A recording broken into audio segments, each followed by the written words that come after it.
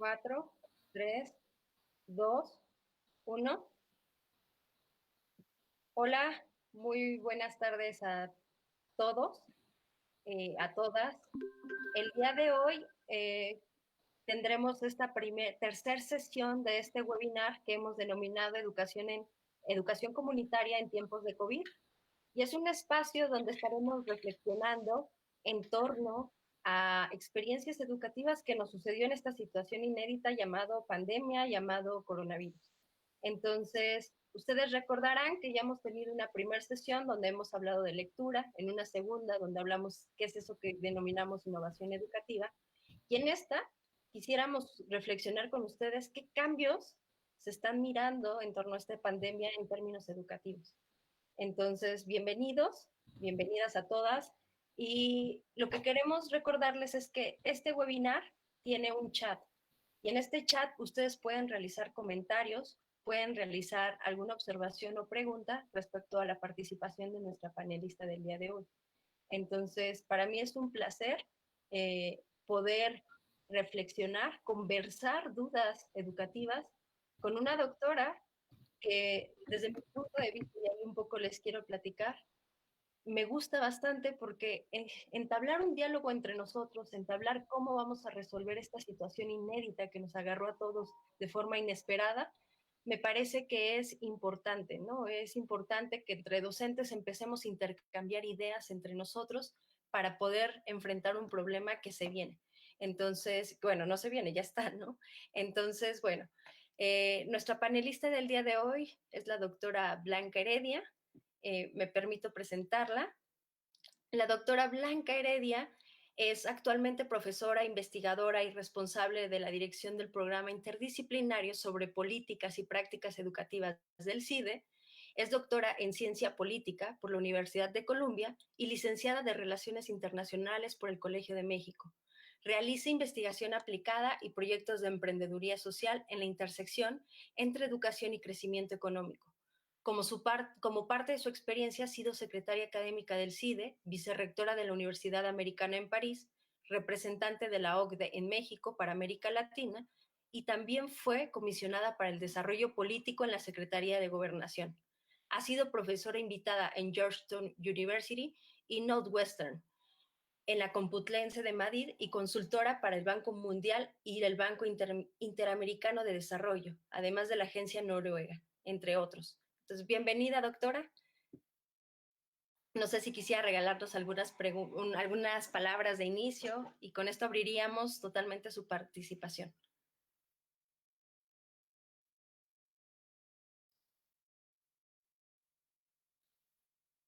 Creo que está apagado su micrófono, doctora. Listo. Hola, gracias por decirme. Muchas gracias, María de Jesús. Me da muchísimo gusto estar aquí. Gracias a la SECTEI por esta invitación para estar aquí con los profesores que están en el programa Pilares. Me da mucho gusto pues compartir este rato con ustedes. Yo les voy a hablar un poco sobre qué ha pasado con la educación en estos tiempos de pandemia. La verdad es que, como bien decía María de Jesús, estamos viviendo tiempos totalmente inéditos, excepcionales.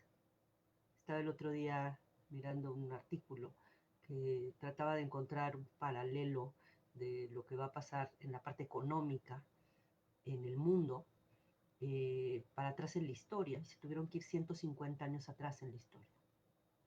O sea, realmente estamos viviendo tiempos muy, muy, muy extraordinarios. Desde abril, según datos de la UNESCO, la organización dentro de Naciones Unidas que se ocupa de temas educativos, UNESCO, 166 millones de niños y jóvenes en América Latina realizan sus actividades escolares desde su casa. 166 millones. Ello debido al COVID-19, porque para que no se propagara, no se siguiera propagando de forma masiva el virus, se cerraron las escuelas. Nadie estábamos preparados para vivir algo así de disruptivo y así de masivo. Lo que hemos estado viviendo no ha sido simplemente transitar de la escuela a la educación a distancia. lo que estamos viviendo, y esto me parece que es muy importante, el nombre que le ponemos a las cosas es fundamental para cómo las vivimos y cómo las interpretamos. Lo que estamos viviendo es educación a distancia en condiciones de emergencia sanitaria y crecientemente también de una muy grave crisis económica. Cada país de la región, cada país de América Latina, cada estado, provincia en cada uno de esos países, cada escuela, cada maestro, hemos hecho lo que hemos podido. Y lo hemos hecho además en tiempo récord.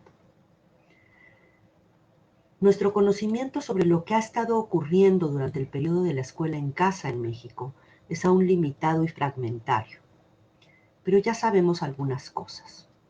Y también van emergiendo ciertas tendencias, varias de ellas muy preocupantes. Veamos, en una encuesta de la SEP y el Sindicato Nacional de Trabajadores de la Educación, alrededor de 300,000 docentes en todo el país, de todos los niveles educativos, pero con una representación mayor de básica, o sea, preescolar, primaria y secundaria.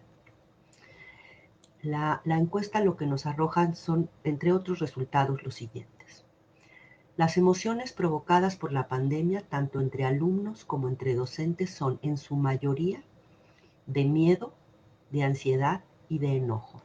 El caso del enojo es especialmente así para los docentes y para los estudiantes de media superior.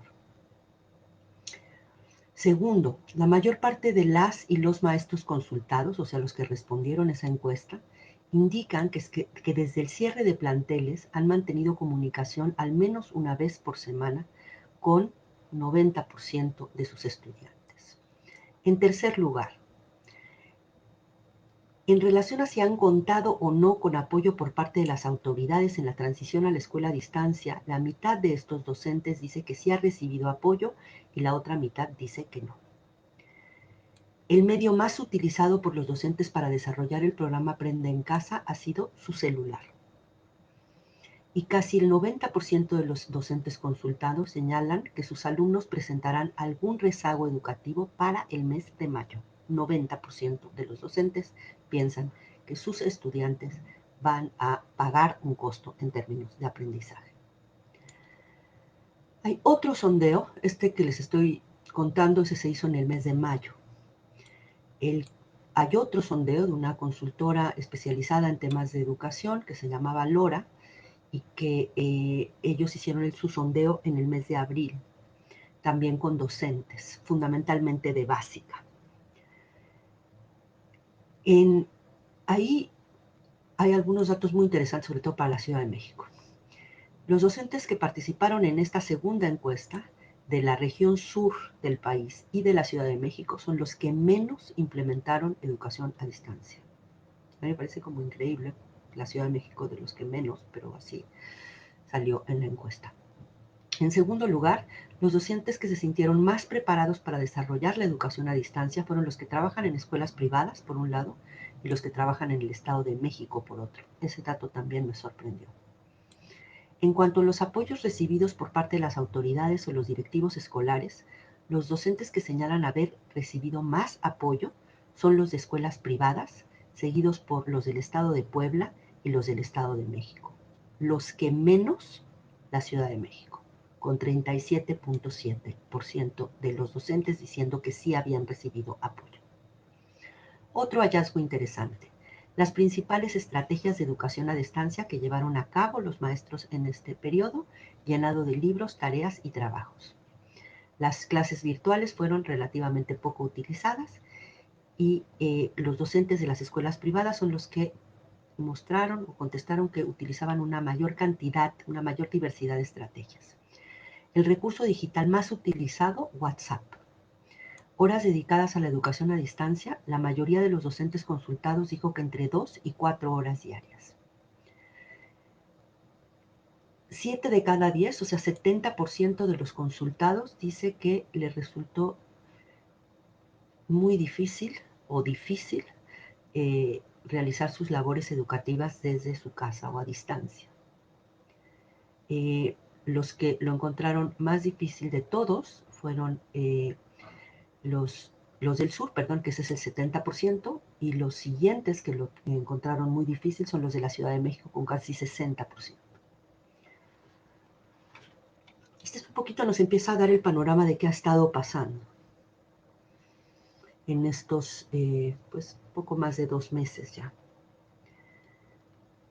Podemos extraer de estos datos y algunas otras cosas que sabemos, algunas primeras conclusiones tentativas. Primero, el cierre de planteles y la transición a diversas modalidades de educación a distancia, y digo diversas porque en algunos casos ha sido educación en línea, pero en algunos casos ha sido televisión educativa o incluso radio o entrega física de tareas. Este cierre de planteles y esta transición a estas diversas modalidades de educación a distancia han desnudado y exacerbado las debilidades preexistentes en el sistema educativo y han ampliado y vuelto aparatosamente visibles las enormes desigualdades entre alumnos, familias y centros escolares. Como que ya sabíamos ya sabemos que México es muy desigual y ya sabíamos que también la posibilidad de acceder a educación, a una buena educación, a una educación de esas que te cambia la vida, estaba muy desigualmente repartida en el país. Pero la pandemia ha desnudado esto y lo ha exacerbado.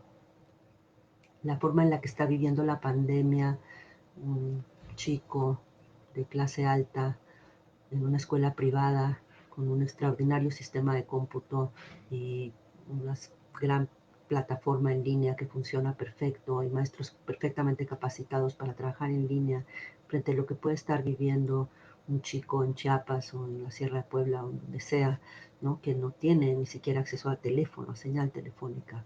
Pues el abismo es insondable. En segundo lugar, la transición a la escuela en casa.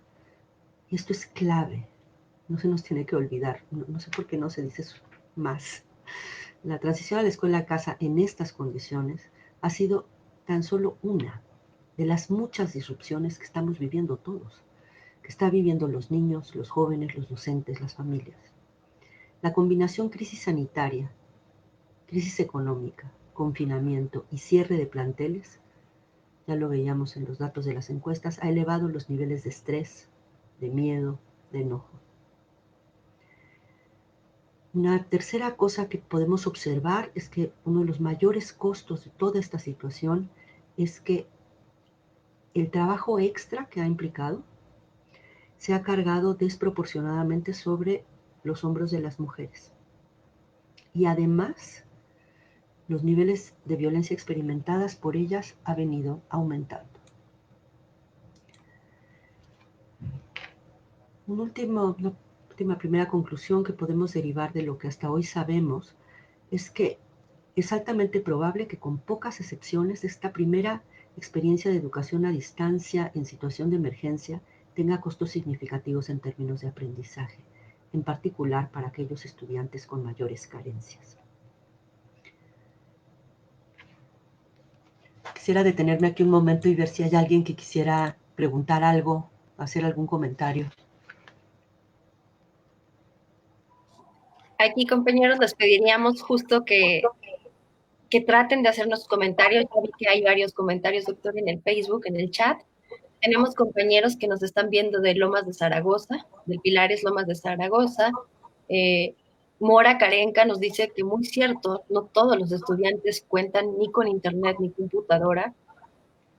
Nos están escribiendo ahorita mismo Marco, pero dice Marco, la mayoría sí cuenta con celulares inteligentes. Marco Antonio Rosales Fernández. Compañeros, no sé si alguien más se anima a estar acá comentando, teniendo alguna otra participación.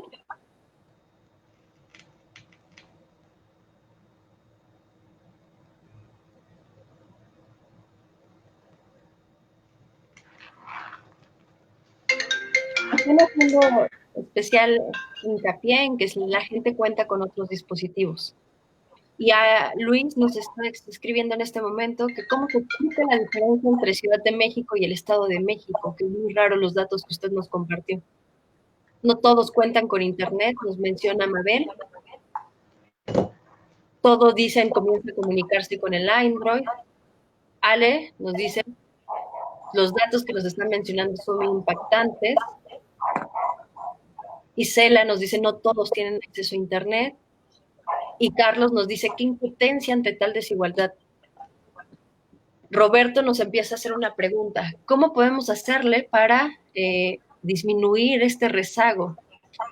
Néstor nos menciona de Tláhuac, no todos los estudiantes tienen computadoras o teléfonos inteligentes. ¿Qué se hace en este caso? ¿Cómo apoyarlos desde la educación? Joel nos dice que le encantaría que en este punto mencionáramos la diferencia entre lo que es educación y aprendizaje, conocimiento y educación. Ricardo, docente de Pilares Centenario, nos menciona que, Ricardo, se cortó un poco tu respuesta, pero yo nos está diciendo, pensemos en el consumo de datos y facilidad de ingresar a los sitios. Muchos usuarios a veces se les dificulta. Isela nos comenta, muchos alumnos tienen que ir a la papelería para rentar una máquina, incluso poder imprimir las tareas que se mandan. Y estas son las reacciones. Muchísimas gracias, María. Antes de pasar a pues, algunas ideas con respecto a qué podríamos hacer en general y en particular para el tema de tratar de minimizar la ampliación de la desigualdad que se está produciendo. Con respecto a la diferencia entre educación y aprendizaje, es una pregunta muy grande, ¿sí? Pero en términos generales, la educación es un fenómeno social, es un proceso social. Es la forma en la que las sociedades humanas le han transmitido el bagaje de conocimientos que han adquirido o que ellos mismos heredado y que han desarrollado, conocimientos tanto del mundo natural como de otras cosas, como del mundo sobrenatural, y también prácticas, técnicas, y esas hay que pasárselas a la siguiente generación.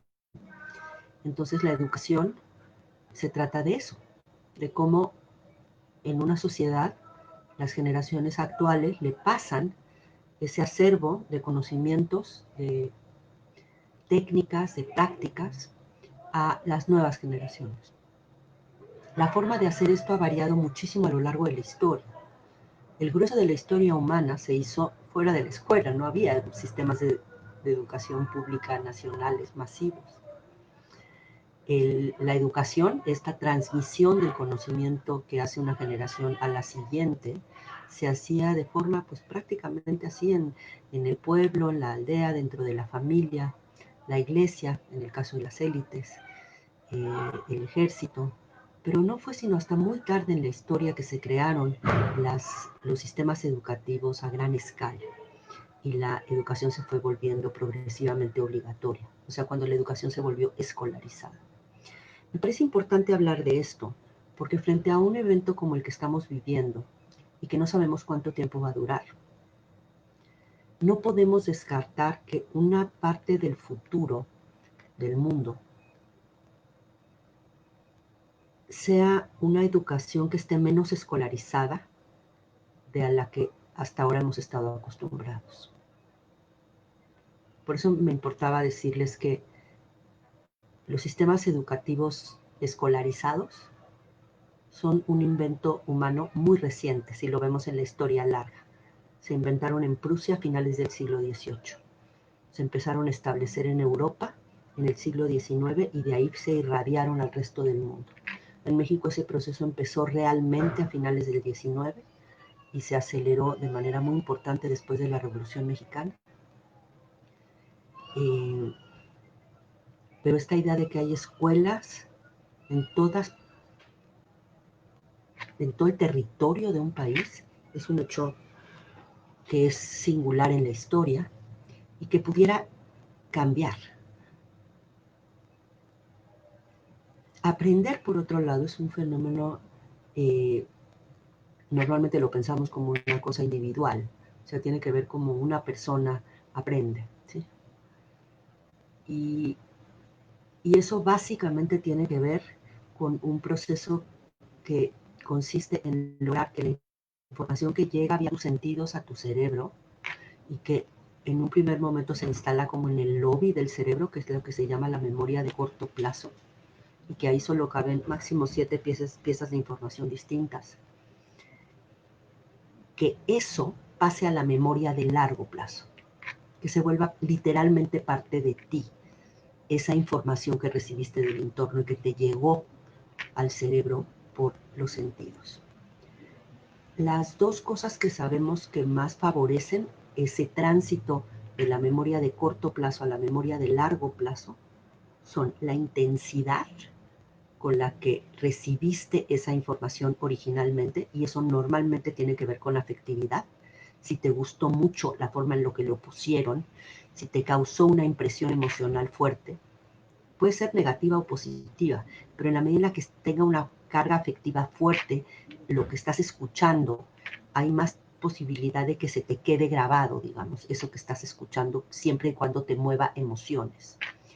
Y la otra forma en la que pasamos la información que recibimos del entorno, del mundo real, de afuera de nosotros, y lo pasamos del lobby a la parte más profunda, que es la memoria de largo plazo, es por la repetición. Cuando se repite muchas veces algo, hay más chance de que se vaya a acumular a la memoria de largo plazo. Regreso a qué podemos hacer frente a esta situación que empezamos a ver, pues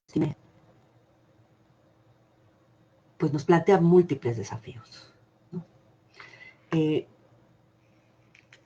Y uno de los mayores, digamos, es cómo ha desnudado, insisto, y exacerbado la desigualdad preexistente. No es que no hubiera desigualdad antes, pero la ha hecho más visible y la ha hecho más fuerte, más intensa.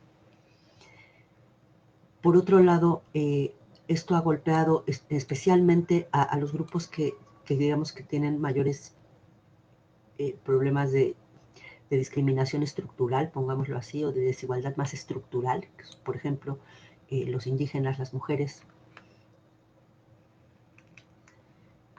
Y finalmente tenemos el costo en aprendizajes, ¿no? Que también es muy importante y que ahorita a mí me parece sinceramente que no es tan grave en el grueso de las instituciones de educación básica y hasta media superior. Pues se pudo vivir las dos primeras partes, las dos primeras terceras partes del ciclo escolar de forma presencial. Lo que se perdió realmente fue el último trimestre. Es un costo, ¿sí? Pero frente a todos los otros costos, me parece que bueno, hay que dimensionarlo correctamente.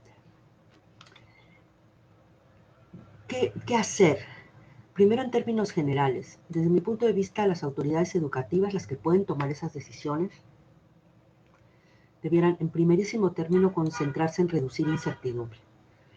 Pocas veces yo creo en la historia de la humanidad completa ha vivido un momento de tantísima incertidumbre. No sabemos cuánto va a durar esto, no sabemos cuánto, y sí, se va a desarrollar una vacuna, no sabemos cuánto tiempo va a tardar en desarrollarse tratamientos, no sabemos cuánto tiempo aguanta la economía si nos cerramos, digamos, para que no se propague el virus. ¿Cuál es la combinación óptima entre encierro y salida en términos sanitarios? Tampoco está claro. Tenemos tantas incógnitas, tantas interrogantes, tantas de las cosas que no son fundamentales para vivir y para sobrevivir y para organizarnos y para trabajar y para seguir estando digamos, más o menos sanos mentalmente, escapan al control de todos. Que aquellos pedacitos sobre los que sí tenga control la autoridad, me parece que su primera responsabilidad es reducir incertidumbre. ¿Qué quiere decir eso? Por ejemplo, ya ahorita estar trabajando en cómo se van a materializar los programas de recuperación de aprendizajes. Ahorita estar pensando ya cómo y planeando con el mayor cuidado, la mayor inteligencia posible y la mayor cantidad de información posible, cómo va a ser el regreso a la escuela. Porque la segunda cosa que hay que decir es que cualquier estrategia que pensemos hacia adelante en educación tiene que ser capaz de reconciliar 3 elementos. El sanitario, es decir, minimizar la probabilidad de que el regreso a clases presenciales contribuya a desatar una nueva ola masiva de contagios. Segundo, el relativo a la equidad. Pues primero, cualquier decisión en materia educativa en este momento tiene que tomar en cuenta lo sanitario. Segundo, yo considero que debe priorizar el tema de la equidad. Y en tercer lugar, tiene que ocuparse de minimizar el costo de aprendizajes e idealmente ver qué le podemos sacar de provechoso a todo esto para que pudiéramos mejorar a lo mejor algunos aprendizajes. En términos de equidad, me gustaría muchísimo escuchar a los que están acompañándonos. ¿Qué se les ocurre que en esta situación pudiéramos hacer para disminuir la brecha que se está profundizando entre distintos segmentos sociales? Aquellos que sí tienen acceso a una buena posibilidad de tener educación a distancia y aquellos que no. Desde cosas como el espacio, ¿no? No es lo mismo tener tu cuarto solo y poder desde ahí y tu supercomputadora y poder conectarte a la red que funciona, a vivir en una habitación, a lo mejor en un departamento que tiene nada más 2 espacios y donde viven 6 personas. Y donde, en fin, pero me gustaría mucho escuchar a los compañeros y compañeras. ¿Qué se les ocurre? ¿Por dónde, qué cosas podríamos hacer para tratar de reducir esa brecha de desigualdad que se está ampliando tanto?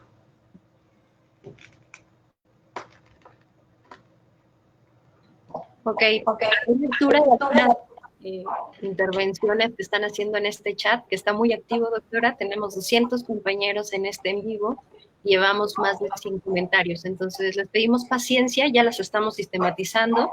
Mau y un compañero nos están ayudando y estaremos haciendo una clasificación de sus preguntas. Entonces, perfecto. Ahorita Maricela de Pilares Santiago Tepacaltlalpan, a esto que usted, esta provocación que nos lanza, menciona, tenemos que innovar, una educación más humana, creativa y solidaria. En ese sentido, ¿cómo integrar los dispositivos móviles y computadoras cuando existe una gran desigualdad?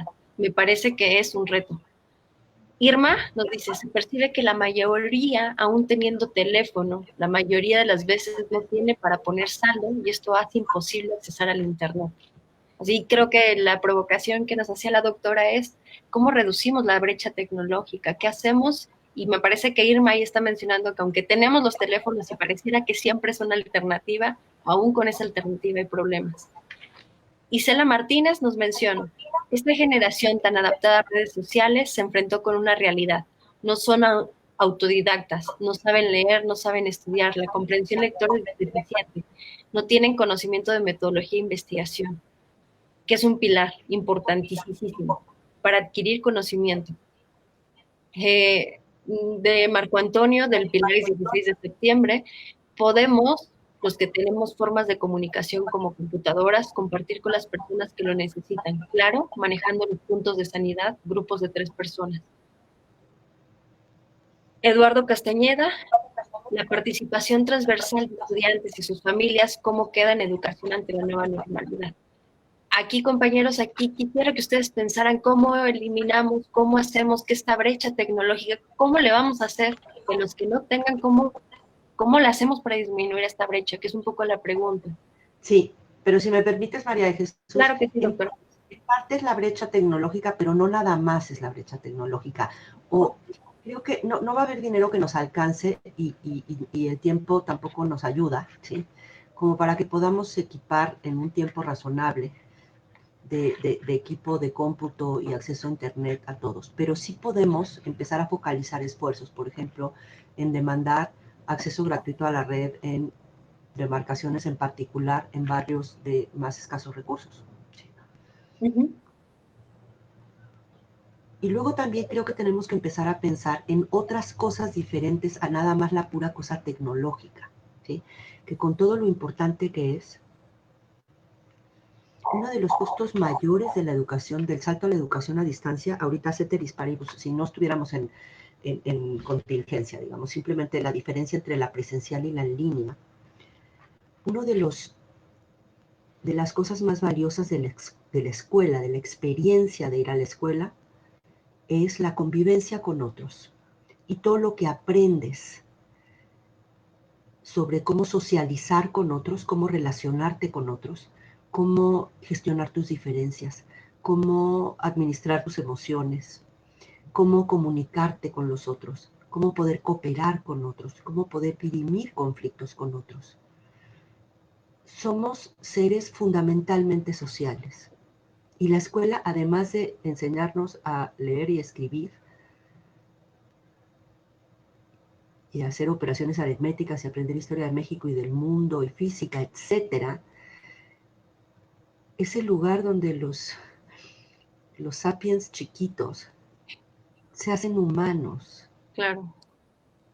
Se hacen humanos porque se hacen sociales. Y una de las pérdidas más tremendas de esta crisis es cómo le pega a la sociabilidad humana el virus. Fuera y dentro de la escuela, por cierto, pero en la escuela es muy grave porque es muy formativa la escuela en ese sentido. Ahí aprendemos a ser humanos, o sea, a ser sociales. Y bueno, vamos a tener que ser muy creativos de cómo usamos la tecnología siempre que se pueda, pero también tenemos que ser capaces de imaginarnos maneras de que esa sociabilidad y esos espacios de sociabilidad no se pierdan. ¿Qué tenemos que estar empezando a imaginar? Si supongamos, ¿sí?, tenemos que vivir los próximos 2 o 3 años así, en donde los niños no van a poder ir todos a la escuela, entonces ya se está empezando a configurar un consenso a nivel internacional que van a ser esta cosa de los días alternados, ¿no? Entonces la mitad del grupo va el lunes, la otra mitad va el martes y así, ¿no? Muy bien, y el otro día, el que se quedan en su casa, ¿qué pasa con esos niños? ¿Qué le pasa a las mamás de esos niños? Tendríamos que estar pensando, por ejemplo, en una especie de ingreso básico, pero para las mamás de los niños, o para el papá que se quede a cuidar a los niños. Tendremos que estar pensando también en que sí, habrá que invertir en tecnología en las escuelas, pero no tendríamos que también pensar en invertir tecnología en parques. Sabemos que al bicho no le gusta tanto el aire libre, ¿no? Entonces, los parques pueden ser lugares donde se puedan congregar grupos no muy grandes de chicos, pero donde pudieran ahí convivir y pudieran tener acceso a Internet. Otra cosa que también tenemos que pensar muchísimo es en cómo vamos a equipar a los padres para poderle hacer de maestros, porque eso es a donde nos encaminamos en el futuro previsible. Una parte de los días de la semana los papás le van a tener que seguir haciendo de maestros. Tenemos que equiparlos a los papás. Muchas veces en el caso de México, donde tuvimos una explosión demográfica, un crecimiento muy fuerte de la población y un proceso de escolarización muy acelerado, tienes una gran parte de la población en donde el papá tiene menor nivel de escolaridad que el niño. Eso nos plantea otro reto muy importante. Entonces, si queremos reducir desigualdad, déjenme regresar a esa parte. En parte vamos a tener que pensar en temas tecnológicos, efectivamente cómo podemos lograr que las grandes empresas telecom, que ahorita casi todos los sectores económicos se están perdiendo, brutalmente, pero hay unos que están ganando como nunca, y las telecoms son unas de ellas, ¿sí? Las que ofrecen servicios de internet, teléfonos, dispositivos móviles, todo eso. Toda la economía, digamos, de internet, esa está viviendo un boom.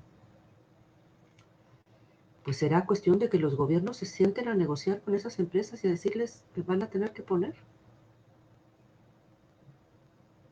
Vas a tener que poner banda ancha de aquí a acá y vas a tener que dar acceso a un tipo de canal, yo no sé nada de tecnología, pero para servicios educativos sin costo. Además de eso, me parece que valdría la pena pensar en una cosa que están haciendo en Estados Unidos algunos distritos escolares. En los Estados Unidos, a diferencia de México, el sistema educativo es muy, muy local. Las decisiones más importantes se toman a nivel de distrito educativo. Por ejemplo, cosas como el currículum. ¿Sí?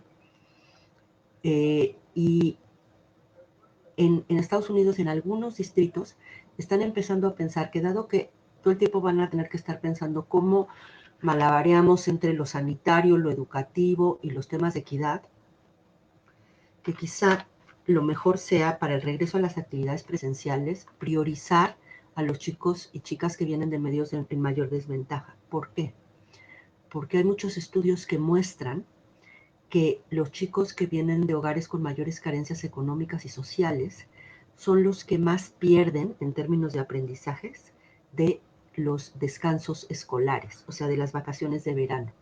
Hay toda una literatura en los Estados Unidos que ha hecho análisis muy detallados sobre las pérdidas de aprendizaje que supone para los niños de escasos recursos la vacación de verano. ¿Por qué?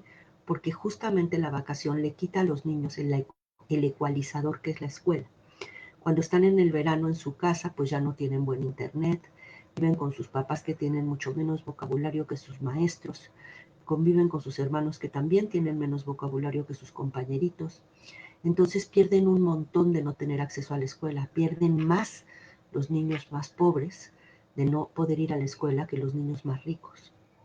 Porque los ricos en su casa tienen buen internet, papás que tienen mejor vocabulario, libros en su casa, lo mejor, etc. Mayor capital cultural, etc. Entonces, con base en esa evidencia, con base en ese conocimiento de esa investigación que se ha hecho hace muchos años, hay algunos distritos, insisto, que están diciendo el regreso a actividades presenciales tiene que priorizar a los que más lo necesitan. Desde porque necesitan su alimento escolar, por ejemplo, y necesitan poder tener acceso al equipo de cómputo que solo pueden tener en la escuela y a nivel de información y capital cultural que es infinitamente mejor en la escuela que el que es en su casa. Entonces ahí hay una idea como concreta que podríamos empezar a explorar. Tienen miles de problemas, tal, pero empezar a pensar, tenemos que efectivamente, como decía alguna de las compañeras, que pues poner a toda nuestra creatividad, y los mexicanos para eso nos pintamos solos. ¿Sí? Llevamos siglos en la creatividad en el límite, ¿no? Porque nos ha ido la supervivencia en ello. Entonces, tenemos yo creo que un acervo gigante de creatividad que tenemos que sacar ahora a relucir. Creo que tenemos que pensar también para la parte de equidad en cómo involucramos a las universidades. Creo que las universidades tendrían que estar haciendo esfuerzos mucho más concertados. Hay esfuerzos, pero están un tanto dispersos, ¿sí? De poder, por decirles algo, en lo más inmediato, generar material para cursos de verano, ofrecer cursos de verano virtuales para estudiantes de prepa. Porque uno de los problemas mayores que ya vemos venir, ese no se los había mencionado, es la deserción escolar. O sea, si ya de por sí había deserción fuerte desde tercero y secundaria, sobre todo estar concentrada en tercero y secundaria, el salto de secundaria a prepa y luego primero de prepa. Bueno, ahora no quiero saber a dónde se va a ir ese número. Y por muchas razones, desde porque es mucho más difícil enganchar a un chico o una chica en una computadora o en un teléfono celular, que además ni tengo dinero para pagar, que se desconecta de la escuela, y además la familia está en problemas económicos y entonces le van a pedir que trabaje o va a empezar a delinquir.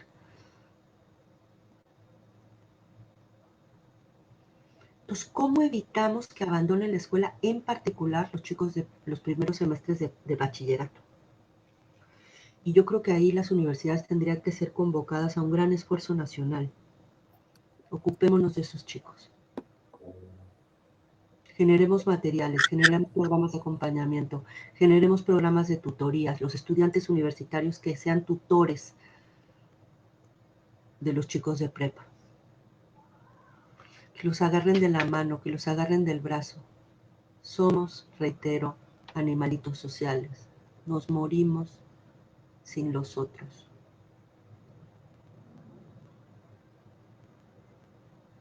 en fin, algunas ideas.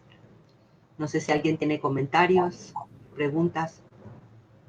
Sí, hay bastantes comentarios y yo les agradezco un montón, compañeros, que estén teniendo confianza en este proceso justo de intercambio de pensamientos, reflexiones, porque creo que será súper necesario seguirlo haciendo. Les agradezco un montón toda la actividad que están teniendo en el chat.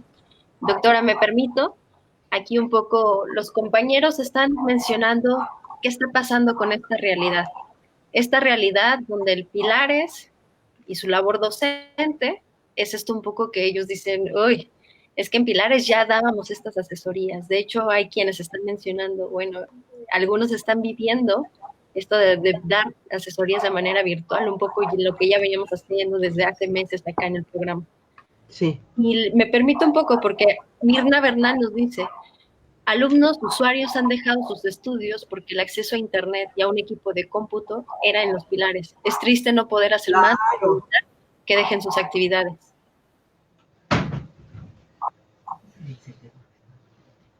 Ajá, adelante. Sí, síguele, perdón, es que es una cosa. Miren, en el pasado se percibía cierta resistencia a adaptar las didácticas a las nuevas plataformas. Ante la necesidad de continuar con las actividades en favor del desarrollo, se trabaja sobre la marcha y, sin embargo, ahora percibimos como estudiantes y quizás futuros docentes que en ocasiones existe una doble complicidad por no laborar y no estudiar, más que en una preocupación inherente a su labor educativa. Cómo conmover, incentivar, promover una ética donde no estudiemos y enseñemos por obligación, sino por integridad. Esto nos lo dice Víctor Galván. Ahora, Marisela nos está diciendo que desde Tepalcatlalpan tenemos que innovar una educación más humana, creativa y solidaria. En ese sentido, cómo integrar los dispositivos móviles cuando existe una gran desigualdad. Me parece que ese es el gran reto.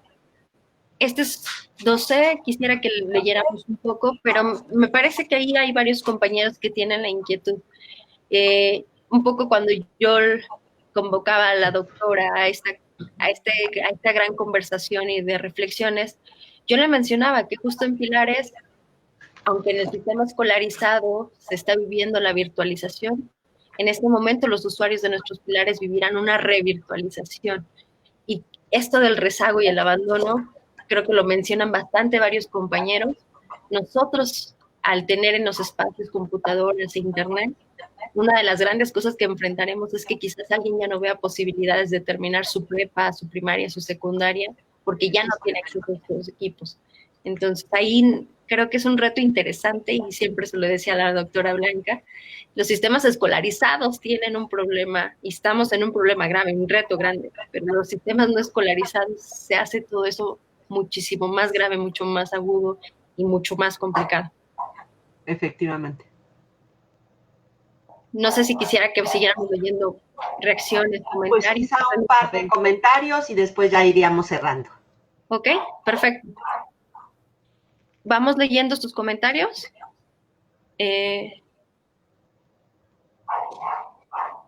Marco Antonio Rosales dice que podemos, los que tenemos formas de comunicación como computadoras, compartir con las personas que lo necesitan. José Pérez, me parece que disminuir la brecha segregativa en el tema de comunicación y educación, se me ocurre que podría llegar el gobierno de este país está un acuerdo, justo como usted lo mencionó, creo que fue una idea que surgió de la misma manera en la que usted la estaba indicando.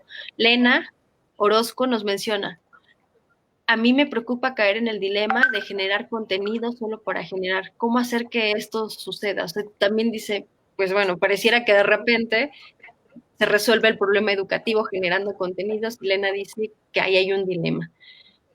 Totalmente, si me permites reaccionar frente a este tema. Creo que una de las cosas como más importantes desde mi punto de vista, y aquí lo pienso como docente, ahora estamos haciendo un programa que se llama Talento Mujeres para chicas de prepa de Catepec, en línea, es la primera vez que lo hacemos en línea, y cuando estamos pensando muchas de las actividades, como que hay que pensar en varias cosas, pero la más importante es cuál es como el objetivo de aprendizaje último, lo que quiero que se lleven, ¿sí? Y a veces eso que quieres que se lleven es, por ejemplo, que se aprendan a escuchar. o que ganen seguridad en sí mismas. Y entonces la actividad y el contenido tiene que ver con lograr ese objetivo. No es nomás como generar contenido para transmitir información como en abstracto. Tenemos que pensar como en conocimientos y en prácticas en contexto para promover el tipo de conductas, de actitudes, de emociones que queremos producir, el tipo de prácticas. Entonces, por ejemplo, yo le presto de pronto tanta atención a las dinámicas que estoy preparando para que las chicas trabajen, que el contenido propiamente dicho. Pues es más importante, por ejemplo, de pronto que haya procesos de coevaluación entre las chicas, ¿sí? A que yo me pase haciendo muchas más láminas con más información. Va a favorecer su aprendizaje el saber evaluar a otro, porque ya entendieron de qué se trataba la tarea.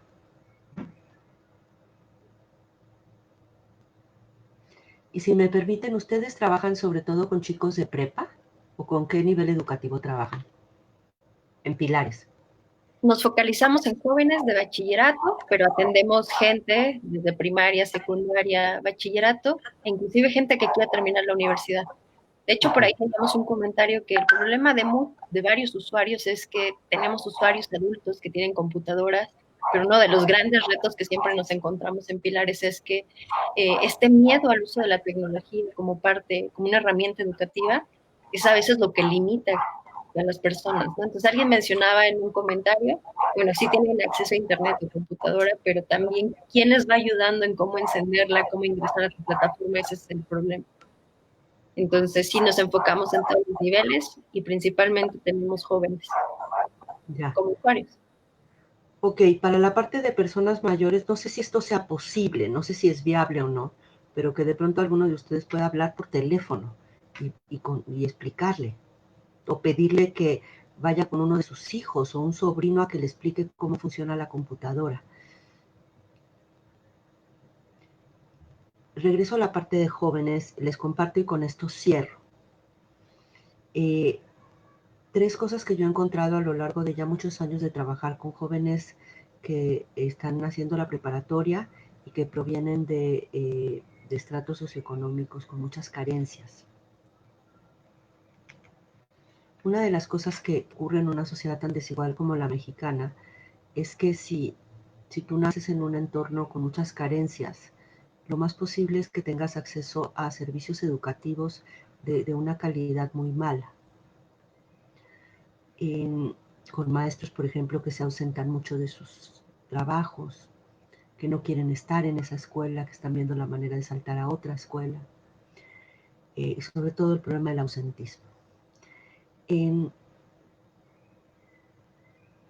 Como resultado de ello, para cuando llegan a prepa, normalmente los que llegan es porque son chicos que tuvieron alguna posibilidad en su casa de compensar deficiencias de sus otras, de su experiencia escolar, y o también son niños y chicas con mucho empuje, con muchas ganas de salir adelante. Y eso está súper democráticamente repartido.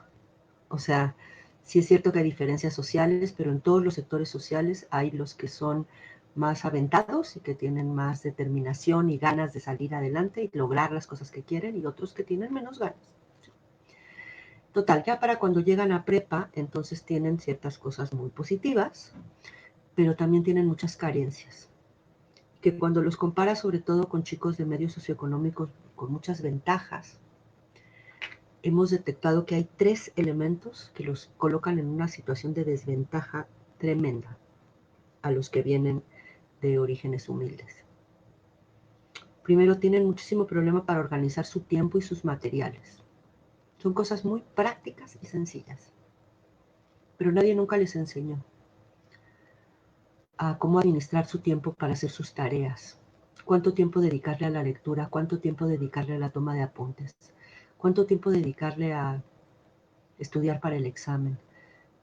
leer toda la tarea o aprender a leer en diagonal. Todas esas cosas de administración del tiempo, muchos de estos chicos no han tenido acceso a experiencia escolarizada que les diera esos hábitos de estudio.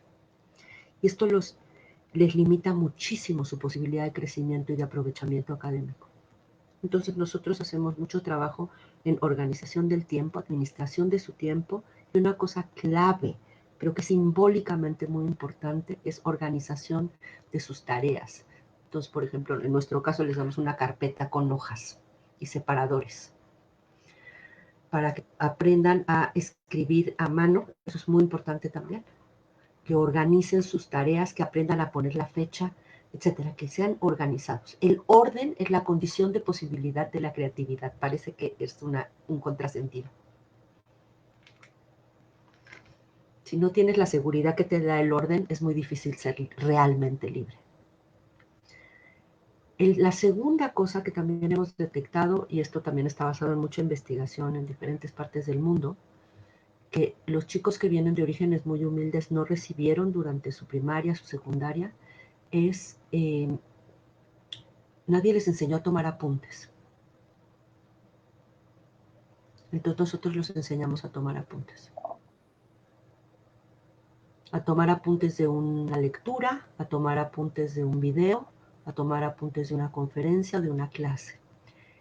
Y una cosa que me gustaría dejarles, porque yo lo aprendí relativamente tarde en la vida y me hubiera gustado aprenderlo antes, es que las habilidades, por ejemplo, leer, escribir o tomar apuntes, solamente se desarrollan con la práctica. No sé, es como pretender que aprendes a jugar, a nadar con una clase de teoría.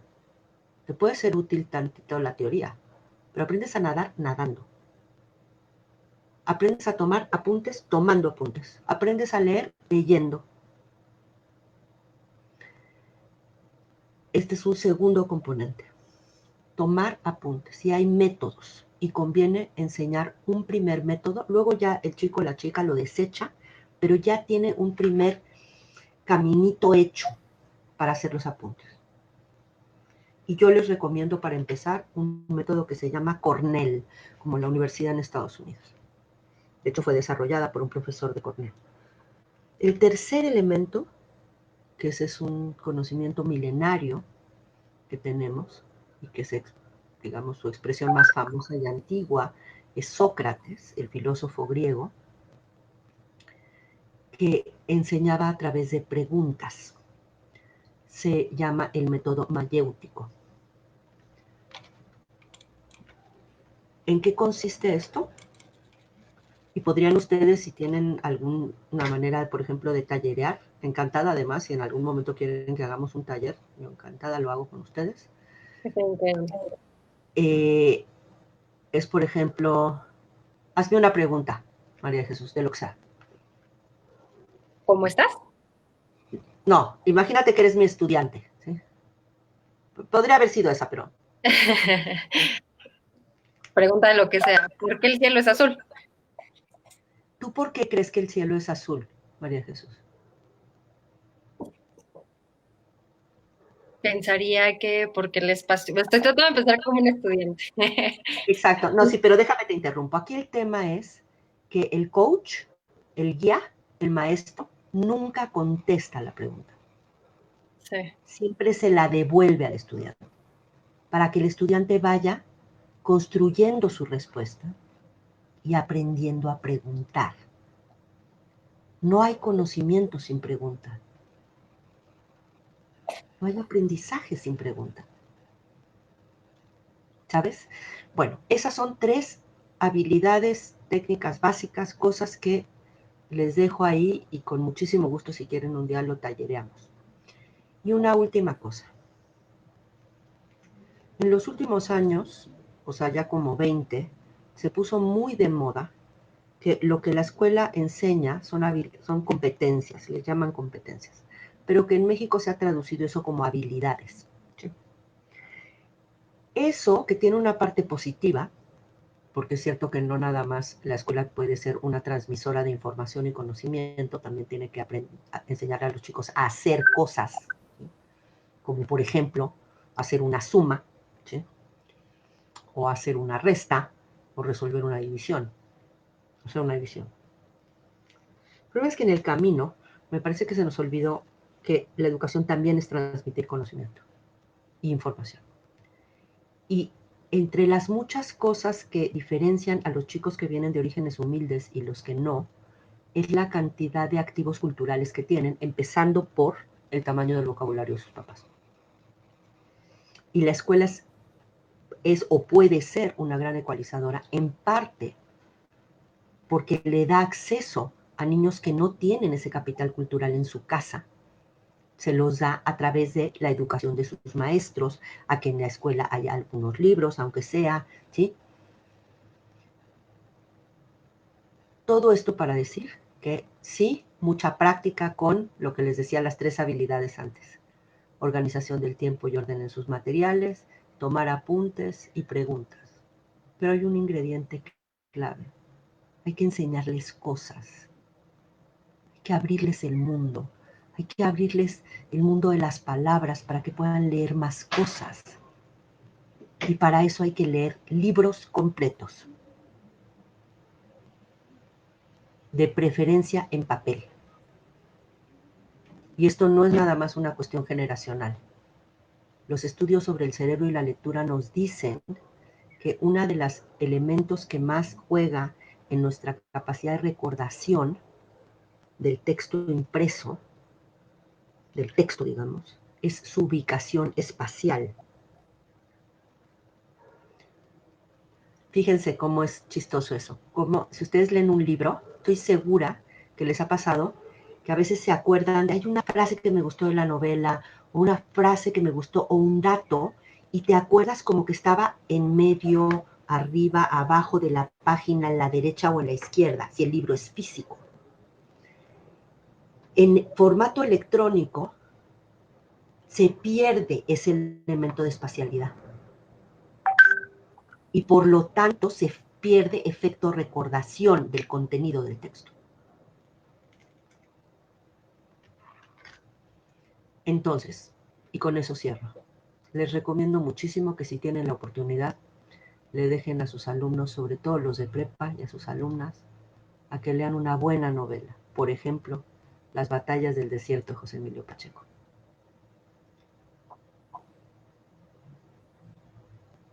Una gran recomendación. Muchísimas gracias, María Jesús. Un gusto estar con ustedes. Me gustaría verlos. Pero bueno, si hay oportunidad de algún día hacer un taller de enseñar a través de preguntas o de cómo tomar apuntes o de todo lo anterior, encantada. Sí, es un gustazo, doctora. Para nosotros, de hecho, te comento que el tema de la lectura ha sido una de las principales. Con ese abrimos los webinars. Ha sido el tema de la lectura como un acto importante, pero un acto de sobrevivencia, inclusive como un acto placentero. Y ahí contábamos la historia de un mediador en Tláhuac y cómo generar comunidad inclusive a partir de leer. Exacto. Entonces, ahí tenemos a un compañero que ha trabajado bastante con experiencia y traíamos esta discusión y de eso van estos 3 webinars.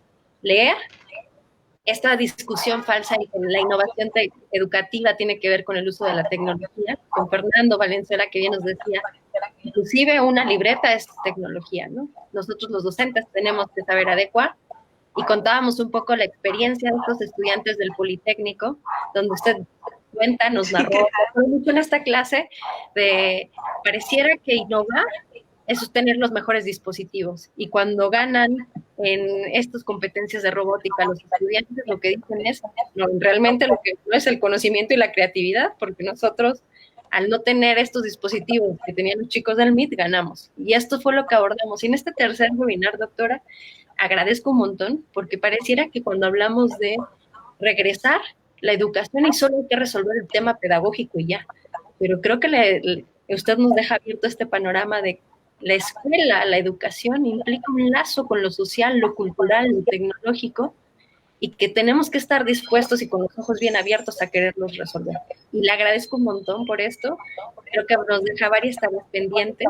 Ya viene, hay me encantaría tallerear esto de la toma de notas, la gestión del tiempo, y que hay varias iniciativas interesantes acá. En las redes sociales estamos tratando de construir un espacio de intercambio. Se crean videos sobre gestión de tiempo, videos sobre redacción, videos sobre una serie de cosas que les pido a los usuarios de Pilares y que si esta vez no Padrísimo. que ustedes también lo digan, ¿no? Perfecto. Pues muchísimas gracias otra vez, Pues María. muchas gracias. Un abrazo a todos. Cuídense. Sí. Que estén muy bien. Abrazo a todos y les pedimos que se mantengan bien pendientes del siguiente webinar, que es un webinar donde queremos dialogar, intercambiar y sobre todo esta idea de innovar implica la mezcla perfecta de conocer y creatividad. Y que esto que está sucediendo nos haga pensar y repensar cómo hacemos y generamos un proceso educativo más rico. Un abrazo a todos y con esto terminamos. Hasta luego. Chao, chao. Adiós, María. Adiós, doctora, qué gusto.